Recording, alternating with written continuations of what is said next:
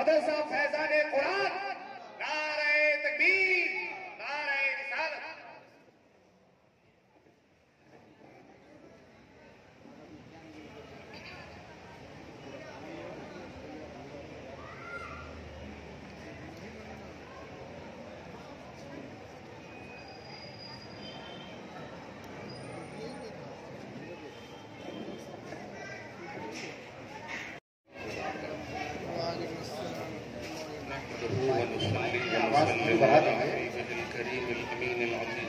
آواز تھوڑی بڑھا دیجیے۔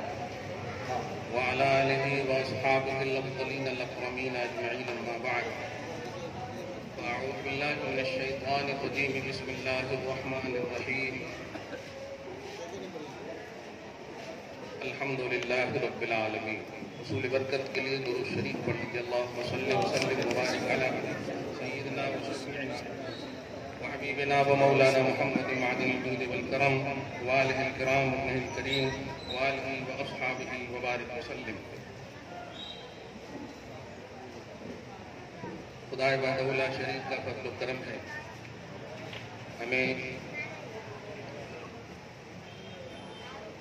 اللہ اس کے رسول صلی اللہ علیہ وآلہ وسلم کی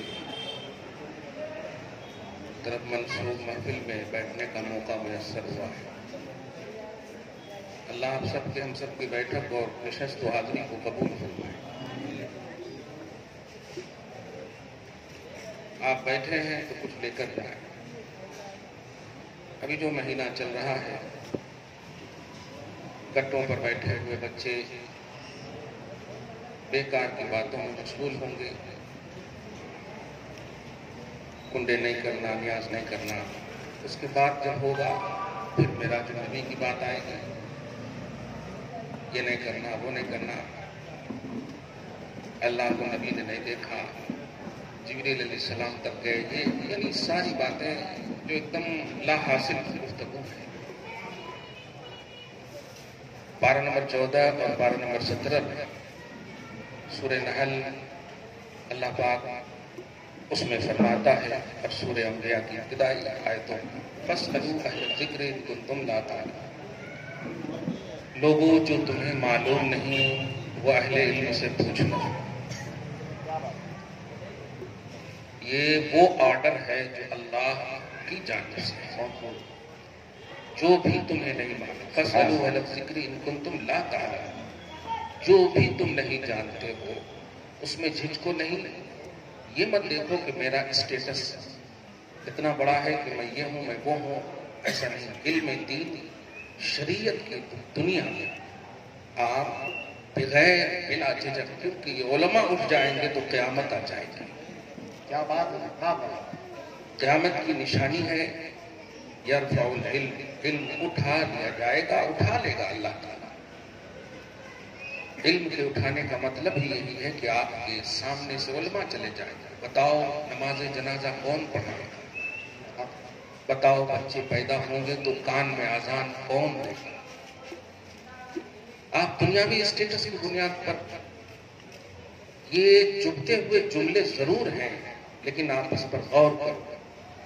ہمارا سب سے بڑا المیہ یہ ہے کہ ہم اپنے باپ کی نماز جنازہ نہیں پڑھا سکتے۔ ان کے لیے کہ شریعت کہتی ہے کہ بیٹا ولی ہے، کمال ہے۔ جس جنازے کے جو جنازہ سامنے رکھا ہوا ہے، اگر بیٹا اجازت نہ دے تو بڑے سے بڑا مفتی بھی بغیر اجازت کے نماز جنازہ نہیں پڑھا سکتا۔ شریعت نے کتنی بڑی عزت عطا کی ہے۔ بے شک۔ ایک جاہل بیٹا کھڑا ہے، مفتی کہہ رہا ہے پڑھاؤں، اگر وہ کہہ دیا ہاں تب پڑھائیں گے، یہاں تک کہ بغیر اجازت کے پڑھا دیے تو وہ منسوخ کرنے کا حق رکھتا ہے۔ ایسا ہے کیا شریعت ہے؟ اور آپ ہیں کہ ہم یعنی انوائلنٹری میں بھی آپ کو اللہ نے اتنا پاور، رسول اللہ نے اتنا پاور دیا، آپ تھوڑی بھی محنت اور کوشش نہیں کر رہے ہیں کہ دین سیکھیں۔ کوشش کریں کہ اگر مسجد کے امام ہوں، خطیب ہوں، ان سے رابطہ رکھیں، دین سیکھیں، مفتیوں سے کنیکشن رکھیں، دین سیکھیں، کیونکہ آپ کچھ نہیں کہہ پاؤ گے خدا کا۔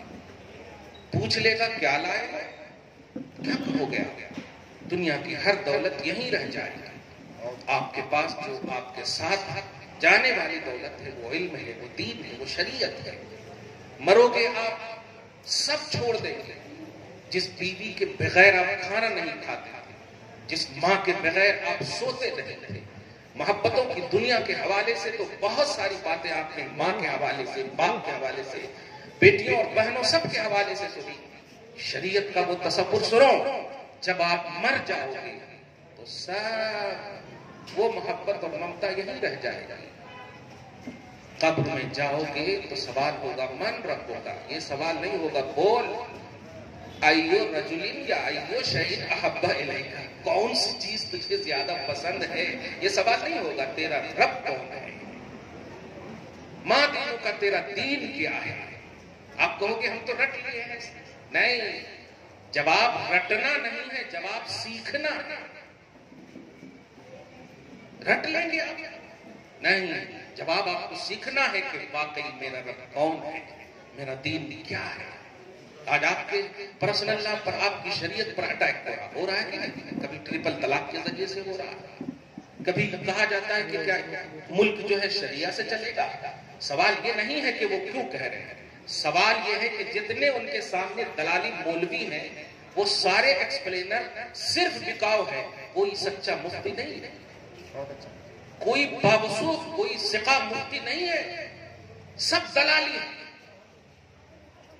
کمپیئر کرنے کی ضرورت کیا ہے جب کانسٹیٹیوشن آف انڈیا یہ خود ہمیں اجازت دیتا کہ ہر ریلیجن، ہر مذہب والے کو اپنے اپنے مذہب پر عمل کرنے کی اجازت ہے. تو اب سوال کرنے کی ضرورت ہی نہیں ہے. جو جس مذہب والے ہیں وہ اپنے مذہب پر عمل کریں. کلیئر بات ہے؟ تو اب اٹیک کس انداز میں کر رہا ہے؟ شریعہ سے چلے گا یا ملک سے چلے گا؟ ہماری بیٹی کو طلاق ہے، وہ آئے گی شرعی عدالت. ہماری بیٹی نے نکاح کیا، ہم نے ان کا نکاح پڑھایا ہے، ملک نے نکاح نہیں پڑھایا. کانسٹیٹیوشن آف انڈیا کے تحت نکاح نہیں ہوا ہے. اس لیے یہ کیوں ہو رہا ہے؟ آپ نے انہی کی طرف دھیان دے دیا، اسلام کی طرف دھیان نہیں دیا، دین کی طرف دھیان نہیں دیا. آپ کو دھیان دینا ہے، یاد کر کے آپ اٹھیے. جلسہ کسی نسبت سے ہو، کہیں سے بھی ہو، آپ ٹائم دیجئے. مسجد میں خطیب جب وقت خطابت آپ کو معلوم ہو تو شروع سے لے کے اخیر تک آپ رہیے. ایسا مت کیجئے. آپ کے بعد نماز کا کیا ٹائم ہے؟ کب سیکھیں گے آپ؟ ولیمہ کے لیے آپ لیو لے لیتے ہو، تقریب نکاح کے لیے آپ چھٹی لے لیتے ہو، جبکہ وہاں پیسہ کٹ رہا ہے.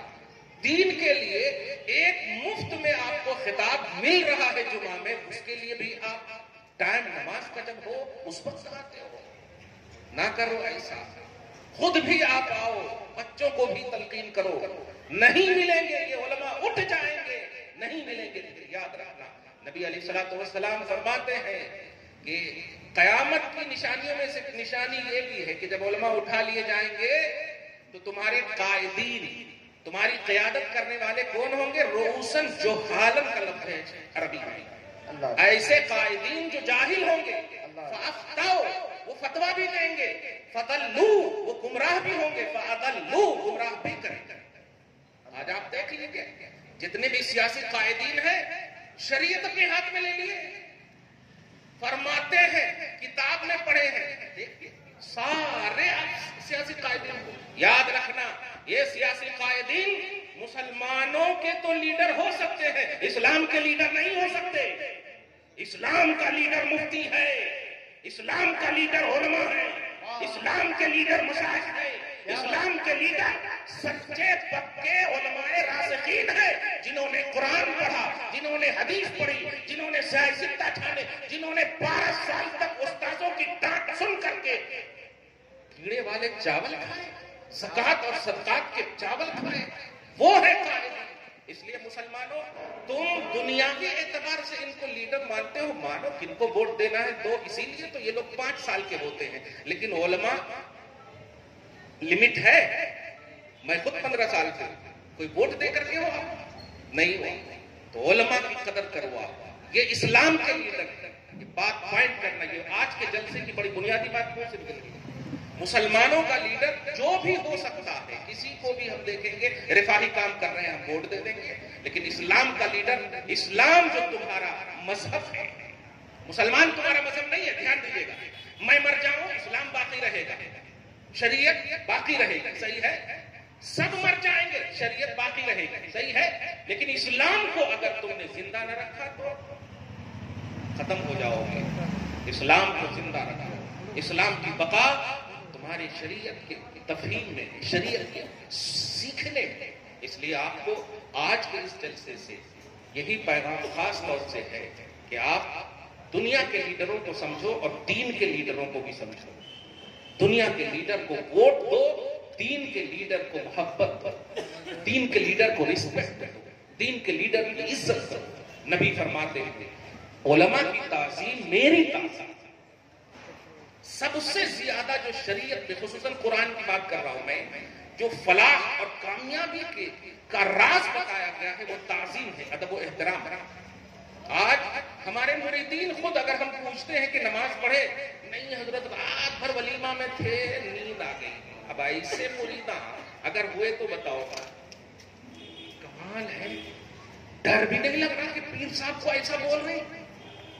سوچیے کیا ہو گیا ہے، یہ علماء سے، سچے عالم سے آپ تعلق نہ رکھنے کی وجہ سے یہ سب جملے آپ کے منہ سے نکل رہے ہیں۔ قرآن پاک سورہ توبہ آیت نمبر 119 میں اللہ پاک فرماتا ہے یا ایھا الذین آمنوا اتقوا اللہ وکونوا مع الصادقین، اے ایمان والو ڈرو اللہ سے، لیکن ایمان اور تقوی کے تحفظ کے لیے سچوں کی صحبت اختیار کرو۔